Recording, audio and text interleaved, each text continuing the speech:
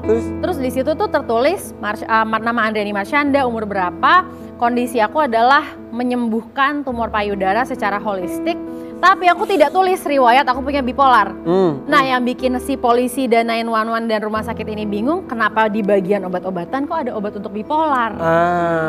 Itu mungkin yang membuat mereka tanpa minta izin, atau mungkin minta izin juga ke Sheila sama David, aku nggak tahu. Sebut juga tuh namanya. Iya. Nah karena emang fakta kok.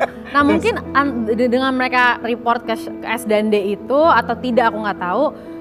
Akhirnya dibawa ke mental health hospital atau rumah sakit jiwa. Aduh. Nah di situ aku juga bingung kenapa dibawa ke situ. Aku aja nggak tahu itu rumah sakit jiwa ternyata.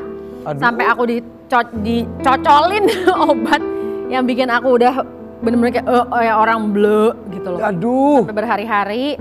Dan anehnya pas aku bisa nelpon Sheila sama David itu kan hari pas aku kayak sekitar, aku kan di sana tuh dari tanggal 27 Juni sampai tanggal 11 Juli. Oh wow.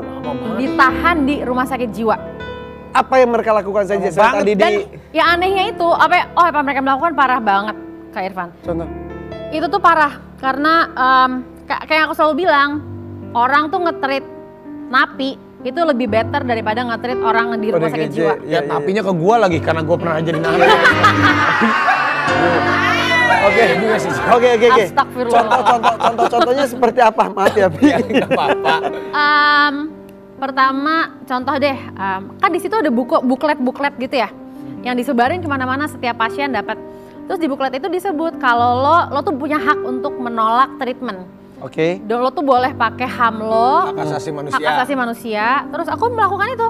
Aku bilang, saya nggak mau minum obat dari kalian, saya nggak mau terima suntikan seperti apapun, dan saya menggunakan hak asasi manusia saya. Aku ngomong pakai bahasa Inggris itu agak keras. Nah terus pas aku ngomong gitu, aku ngomong tuh di kayak nurse station gitu loh, jadi tengah-tengah pada ngeliatin gitu.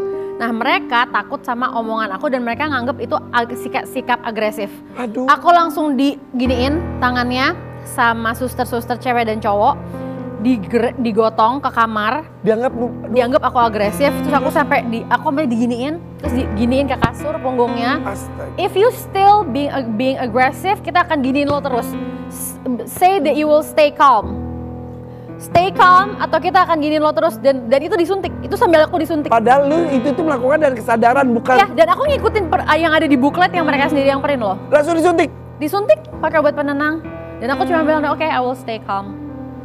Jadi kalau orang di napi itu kan masih dianggap ya udah mereka punya kewarasan ya. Kalau orang udah di rumah sakit jiwa kan udah dianggap lo udah nggak waras, lo udah lebih rendah kastanya.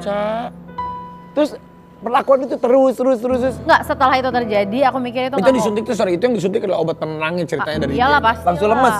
Langsung lemes. Di bagian mana tuh di tangan sini? Lupa. Kenapa nanya tangan atau gimana sih, Pi? Karena suntik sempat beberapa kali. Aduh, terus abis itu? Terus apanya nih? Iya, perlakuan apa lagi? Enggak, semenjak saat itu udah nggak ada lagi perlakuan itu karena aku udah berpikir. Akhirnya lu pasrah aja, udah jalani aja. Aku mau patuh. Karena aku mau cepat-cepat keluar dari situ. Mendingan gue patuh aja deh. Sementara di Indonesia, Alisa, adik lu tuh udah konferensi pers katanya baik-baik saja gitu-gitu. Oh ya udah berarti cuma miskomunikasi, gue nganggapnya seperti itu. Kita juga padahal ketika preskon itu lu lagi ada di dalam. Iya, dan keluarga lu tahu. Jadi gini, Mamah dan Lisha itu panik sebenarnya kan. Dan mereka tuh nggak bisa kontak aku langsung sampai akhirnya dapat nomor KJRI. Yang ada di sana.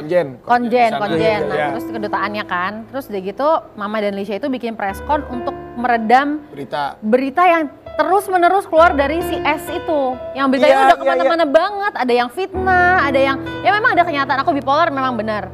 Tapi dia bilang Mama suka pukulin aku nggak minum obat 3 hari. Udah kebanyakan yang jadi miring, yang orang tuh jadi panik tanpa ada gunanya gitu. Lu kesel banget dong sama S dan D? Awalnya aku sebel banget, tapi hubungannya? Awalnya ada tengahnya, ada kadang sebel, kadang enggak, kadang. Kalau sekarang sih aku lagi sedang tidak berteman dengan mereka. Nggak komunikasi jadi udah. Oke. Sampai aku tuh bilang, udah deh whatever we have, let's end it. Wah, sampai gitu. Aku ngomong gitu, karena luka aku tuh banyak banget. Tadinya tuh ketemu di lokasi syuting, dia syuting juga dulu zaman Orang Ketiga. Oke. Oke, akhirnya ini di sini jumpa pers supaya meredam es supaya tidak berkoar-koar. Iya, dan tapi, betul kok Mamah dan Lisha itu ngomong bahwa Kak Caca itu memang suka jalan-jalan sendiri dan itu memang benar. Bener. Katanya kan gini beritanya, Marciana ditemukan di daerah kawasan Bronx katanya. Itu ada yang ngomong gitu juga loh. Salah tuh. Bronx apa orang pantai Venice? Bukan Bronx kan? Oke. Bukan. Itu bro. Tapi berarti ketika jumpa pers itu keluarga lu udah tahu lu ada di rumah sakit itu atau masih Aku mencari juga? Kayaknya bikin preskon dulu, aku nggak tahu ya, yang lebih tahu jadwal urutannya benernya tuh Mamah dan Lisha sih. Cuman yang pasti kayaknya preskon dulu, baru Mamah sama Lisha nelfon aku lewat HP-nya orang kedutaan. HP lu yang lu simpen di itu tuh? Masih aku belum boleh akses. Sebagai pas sampai sekarang ya udah sampai sekarang udah dapet. Tapi Ca, ya lo Ca. Kita tuh nggak boleh nonton TV dibatasin, cuman boleh nonton kartun-kartun tahun 90-an gitu. Nonton serius sebagai pasien rumah sakit jiwa tuh nggak punya hak loh nonton kayak saya mau nonton Netflix gitu, nggak punya hak. Berarti lu nonton kartun remote sendiri. Iya, gua sama Ivan dong, Tom and Jerry. Iya. Astagfirullahaladzim. Bukan Tom and Jerry, Mickey dan Minnie. Tapi itu sedih loh, kalian ketawa itu sedih bukan loh. apa-apa. Terus Ya, maksudnya radio, kita aku sedih. denger musik kita nggak boleh milih lagu. Padahal Jadi bisa aja dari lagu HP kita connect ke Bluetooth speaker mereka, nggak ada akses ke Jadi itu, lu kita nggak punya hak. hak lu nggak ada di negeri orang, lu nggak bisa berkomunikasi, lu nggak bisa bertanya. Dan lu harus pasrah. Harus pasrah. Udah gitu, pas akhirnya aku bisa berhasil menelpon S dan D nih, pas udah dikasih bill yang harganya hampir 20.000, billnya berubah nih karena nambah. Seawalnya masih 18.000, karena nambah hari, 4 tambah 4 hari lagi jadi $24.000. Berapa itu? Itu berarti 300 juta. 300 juta. Itu aku nelfon S dan D kan. Tunggu deh, aku mau nanya S gitu kan. Yang ngelaporin aku ke 911 siapa, kalian bukan? Iya itu kita. Ya udah, look what you've done, lihat apa yang kalian perbuat. Aku sekarang ada di mental health hospital dan aku harus bayar $24.000. Aku nggak mau tanggung jawab soal ini bukan perbuatan aku dan I was fine, aku tuh baik-baik aja. Ini semua perbuatan kalian. Ya nggak bisa dong, nggak bisa kita dong, dan mereka nggak berhak nangkep kamu, naruh kamu di situ. Mereka, kok kamu jadi dibawa ke mental health hospital sih? Bahkan karena laporan mereka salah dong. Iya, terus aku kayak, wah gila, aku bener-bener marah banget sampai gemeteran. Tapi aku juga nggak bisa ngapa-ngapain, jadi aku cuman ke kamar doang, duduk doang, diem, nunggu sampai marahku habis. Terus aku nangis aja. Terus yang bayar akhirnya siapa? Akhirnya bayar Caca. Ya gimana, sampai sekarang aku yang nyicil bawaannya. Ca. Harus nyicil. Ca. Ya kalau misalnya, ya gimana dong? Minta tanggung jawab kepada orang yang ketika dikasih tahu ini penyebabnya lo, mereka akan jawabannya gini, Cak, kita tuh nolongin lo bilang lo pengen collab sama Sheila untuk ngomongin soal healing. Terus kita tuh ngomongin kenyataan, fakta yang semua yang kita bilang, mereka tuh ngerasa yang mereka lakukan benar. Udah susah. Di pikiran di sisi mereka. Tanpa mereka mengetahui sebab musababnya selanjutnya seperti apa. Iya, akibat perbuatan mereka tuh mereka nggak sadar itu tuh ada ikatan, ada hubungannya dengan perbuatan mereka. Jadi Caca yang bayar semuanya, Caca. Sampai sekarang.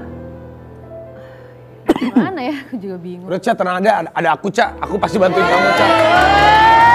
Kamu gak usah khawatir. Pi, ratusan juta Pi. Aku bantuin Caca, tenang Caca.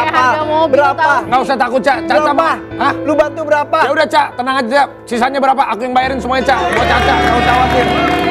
Beneran. Ditonton orang bener. Indonesia. Ya karena Caca teman aku dari dulu. Gagal, lu jangan ngomong-ngomong aja. Sisanya berapa Ca? Tenang Caca. Gak usah khawatir. Aku udah nanti di belakang panggung aku yang selesaiin Caca. Gak usah takut. Yang penting kamu gak usah pusing-pusing Caca. Aku tanggung jawab. Lu jangan gitu, ini beneran loh. Ya Allah, kapan sih aku bohong? Bener Caca. Meskipun aku kelihatannya bercanda, tapi aku orangnya kalau mau beneran. Aku serius Caca, karena aku gak pengen Caca semakin pusing. Udah Caca, kamu harus happy. Aku bantuin kamu. Tenang aja Caca. Aku bantuin kamu. Beneran happy. Bener. Ini bukan gimmick loh, Pi. Aku kalau buat Caca aku mau bantuin pasti. Gue juga perlu duit, Pi. Enggak.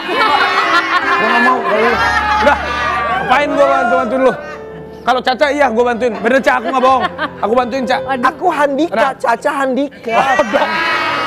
Bodoh. Bukan Handika. Kamu Marica, Caca Marica. Hei. Udah, kita kembali lagi sesaat lagi ya. Aku bantuin. Wow, banyak yang mengejutkan di sini. Tetap di sini di FYP For Your Pagi.